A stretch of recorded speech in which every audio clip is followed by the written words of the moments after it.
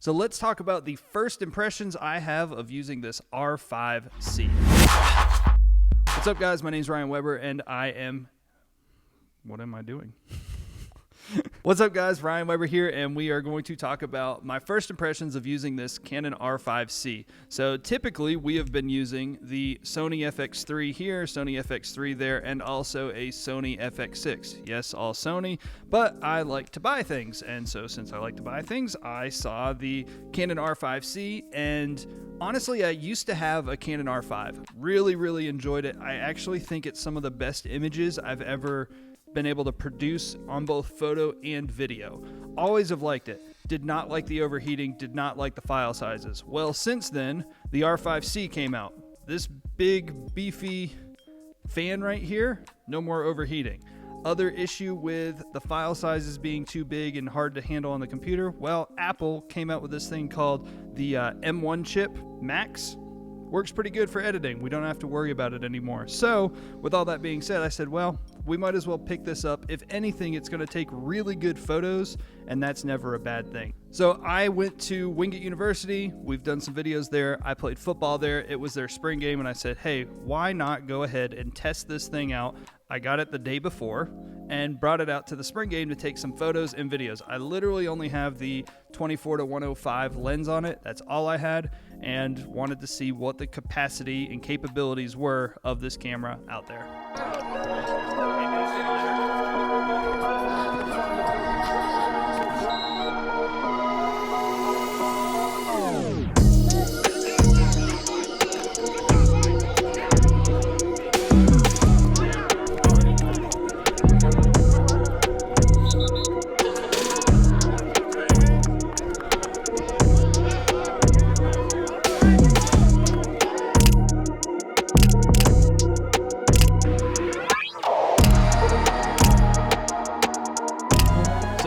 I really did like about the R5C. One, the photos are great. I mean, you can't take the FX3 there and get the same quality photo that we do with the R5C. Obviously, the FX6 doesn't take photos. Big negative. Another positive to the R5C, and this isn't really the R5C, we have the 28-70 lens coming. It's on back order everywhere. If you're a Canon person, you know that. But that's what we're getting because I want a one and done lens and not have to do anything with it.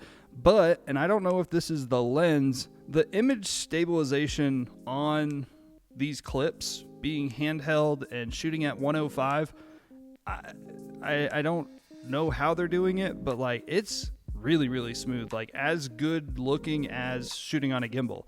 So not sure if it's the lens, the camera, because we've kind of got a little bit of both happening here, but the stabilization on the Canon R5C versus FX6 that you could see in some of those clips and the FX3 that does have in-body stabilization, it's uncomparable. Like I could hold this with one hand, and I was shooting an interview. Well, it wasn't an interview. A kid just wanted to talk, so I just held it with one hand, and it was super smooth, just like I would be shooting on the gimbal. Hey, to the receivers of Wingate 2022, the year 2022, y'all on straps by every DB of 2022, and from now on, y'all strapped up. Another positive to using the Canon is since that it is an 8K sensor, it is downsampling that 8K sensor. That means that the image was super crisp, super clean, very sharp. And even though this is a fantastic camera, the FX3, it was like night and day as far as sharpness and image quality from a detail perspective of what the image that came out of this. And the last positive we'll talk about on this is just the image quality. And like everyone talks about Canon colors, and you know, I always say like, oh, it doesn't really matter, you can change it. No, Canon colors are real nice. They make it really easy to work with. The whites are super white and bright, and that's like a look we've been really trying to get, especially with all of our commercial clients. It just looks nice. It's easy to color grade.